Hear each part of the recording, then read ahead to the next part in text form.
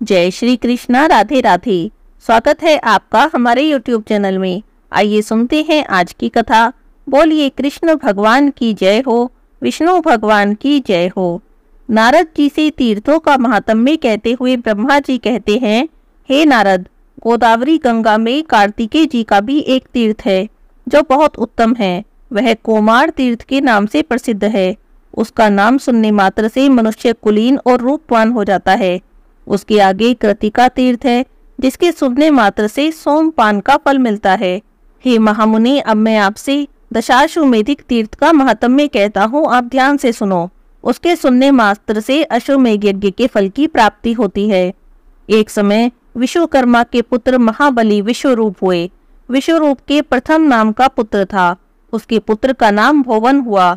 महाबाहु भोवन सार्वभौम राजा हुए। उनके पुरोहित कश्यप जी थे जो सब प्रकार के ज्ञान में निपुण थे।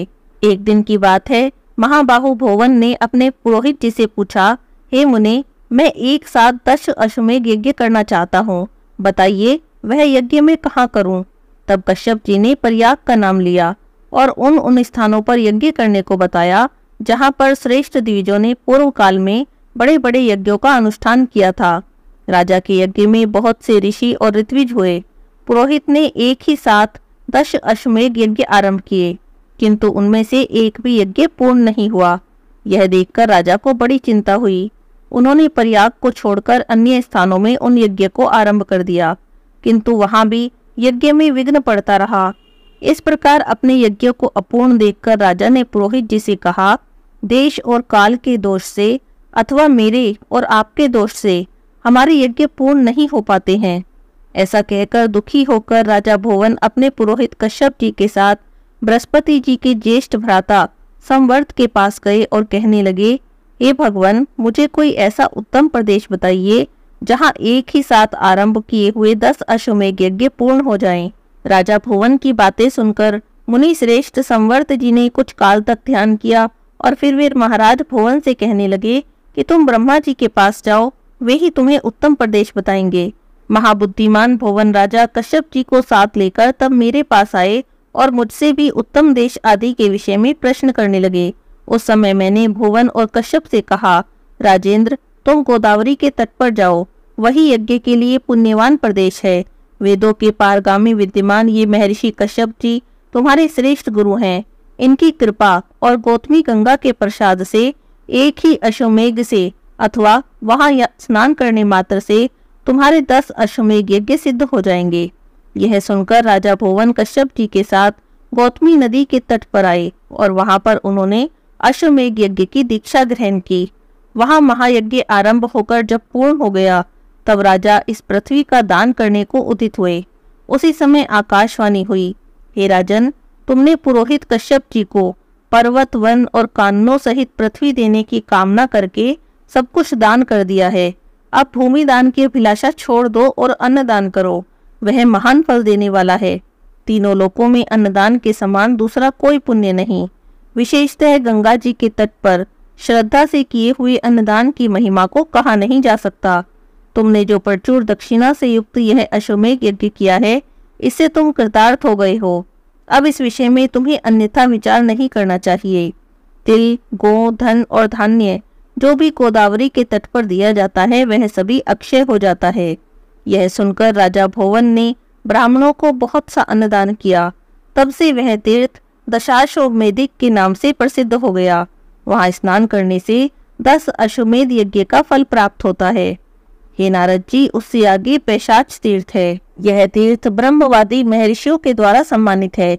यह गोदावरी नदी के दक्षिण तट पर स्थित है। अब मैं तुमसे उसका स्वरूप कहता हूँ, तुम ध्यान से सुनो। हे नारद, ब्रह्मगिरी के पार्श्व भाग में अंजन नाम का एक पर्वत है। वहां पर एक सुंदरी अप्सरा शाप भ्रष्ट होकर उत्पन्न हुई। उनका नाम अंजना था। उनके सब अंग बहुत सुंदर थे, किंतु उनका मुख वानरी का था। केसरी नामक श्रेष्ठ वानर अंजना के पति थे। केसरी की एक दूसरी पत्नी भी थी जिनका नाम था आद्रिका। वह भी शाप भ्रष्ट अप्सरा थी।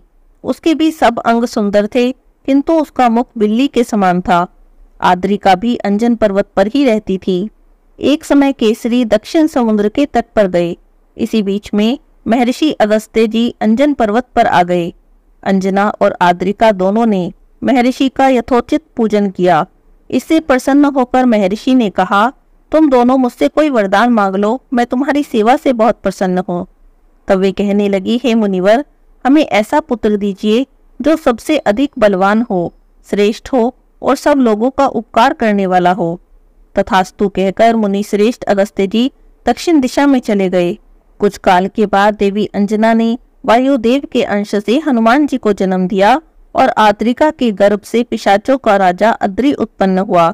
इसके बाद उन दोनों स्त्रियों ने देवताओं से कहा कि हमें मुनि के वरदान से पुत्र तो प्राप्त हुए, परंतु इंद्रदेव के श्राप से हमारा मुख कुरूप होने के कारण सारा शरीर ही विकृत हो गया है। इसे दूर करने के लिए हम क्या करें? इसे आप हमें कोई उपाय बताइए। तब भगवान वायुदेव ने और नेत्रेति ने कहा, गोदावरी में स्नान और दान करने से तुम्हें इस श्राप से छुटकारा मिल जाएगा। और ऐसा कहकर वे दोनों अंतर्ध्यान हो गए। तब पिशाच रूपधारी अद्रि ने अपने भाई हनुमान जी को प्रसन्न करने के लिए माता अंजना को लाकर गोदावरी में स्नान कराया।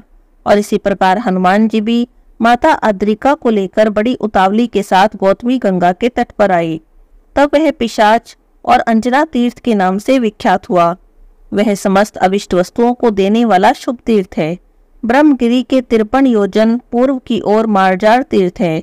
मार्जार तीर्थ के आगे हनुमत तीर्थ है और वृषा कपि तीर्थ है। उसके आगे फेना और संगम तीर्थ बताया गया है, जो सभी कामनाओं को पूर्ण करने वाला है। ब्रह्मा जी कहते हैं, हे नारद, अब मैं तुमसे शुदा तीर्थ का वर्णन करता हूँ, बहुत ध्यान से सुनो। वह परम पुण्यमय तीर्थ मनुष्य की सभी कामनाओं को पूर्ण करने वाला है। पूर्व काल की बात है, कणव नाम से प्रसिद्ध एक ऋषि थे। वे वेद वेताओं में श्रेष्ठ और तपस्वी थे। मैं ऋषि कणव भूख से पीड़ित होकर अनेक आश्रम पर घूमा करते थे। एक दिन वे गौतम जी के पवित्र आश्रम पर गए। वह आश्रम अन्न और जल से संपन्न था। अपने को क्षुधा से पीड़ित और गौतम जी को वैभवशाली देखकर कणव जी का मन विरक्ति से भर गया और वे सोचने लगे, गौतम भी एक श्रेष्ठ ब्राह्मण है और मैं भी उन्हीं की भांति तपोनिष्ठ हूँ। बराबर वाले के पास याचना करना तो उचित नहीं। अतः यद्यपि मैं भूख से व्याकुल हूँ और मेरे शरीर में पीड़ा भी हो रही है, तथापि मैं गौतम के घर में भोजन नहीं करूंगा। इस समय मैं गौतमी गंगा के तट पर चलूं और उन्हीं से संपत्ति मांग लूं।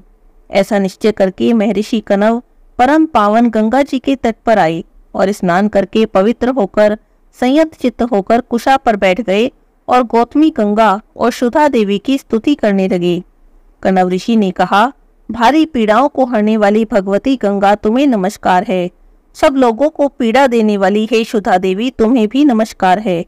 महादेव जी की जटा से प्रकट हुई कल्याणी गौतमी तुम्हें नमस्कार है और महामृत्यु के मुख से निकली हुई हे सुधा देवी तुम्हें भी नमस्कार है। हे देवी, तुम ही पुण्यात्माओं के लिए शांति रूपा और दुरात्माओं के लिए क्रोध स्वरूपा हो। नदी के रूप से सबके पाप ताप हर लेती हो और सुधा रूप में आकर सबको पाप ताप देती रहती हो। हे कल्याणकारी देवी तुम्हें नमस्कार है। पापों का दमन करने वाली हे गंगा तुम्हें प्रणाम है। भगवती शांतिकरी तुम्हें नमस्कार है। दरिद्रता का विनाश करने वाली देवी तुम्हें बारंबार प्रणाम है। कणव ऋषि के इस प्रकार स्तुति करने पर उनके सामने दो रूप प्रकट हुए। एक तो देवी गंगा का मनोहर रूप और दूसरी सुधा की भयानक मूर्ति। तब कणव ऋषि ने पुनः हाथ जोड़कर नमस्कार करते हुए कहा, हे देवी गोदावरी, तुम संपूर्ण मंगल के लिए भी मंगलमयी हो। हे शुभे, हे ब्राह्मणी, हे महेश्वरी, हे वैष्णवी, हे त्र्यंबका, ये सब तुम्हारे नाम हैं। मैं तुम्हें नमस्कार करता हूँ। भगवान त्र्यंबक की जटा से प्रकट होकर महर्षि गौतम का पाप नष्ट करने वाली हे गोदावरी, तुम 7 धाराओं में विभक्त होकर समुद्र में मिलती हो, तुम्हें नमस्कार है। हे सुधा देवी, तुम समस्त पापियों के लिए पापमयी, दुखमयी और लोभमयी हो। धर्म, अर्थ और काम का नाश करने वाली भी तुम ही हो। मैं तुम्हें भी बारंबार नमस्कार करता हूँ। कणव ऋषि का ऐसा वचन सुनकर गंगा देवी और सुधा देवी दोनों ही प्रसन्न हुई और कहने लगी, हे सुव्रत, हम तुमसे प्रसन्न हैं, तुम अपना मनोवांछित वरदान मांग लो। तब कणव जी ने गंगा जी को प्रणाम करके कहा, हे देवी, मुझे मन के अनुकूल भोग, वैभव, आयु, धन और मोक्ष प्रदान करें। गंगा देवी से ऐसा कहकर कणव जी ने सुधा देवी से कहा, हे सुधे, तुम तृष्णा और दरिद्रता स्वरूपनी हो, अत्यंत पापमयी और रुक्ष स्वभाव वाली हो।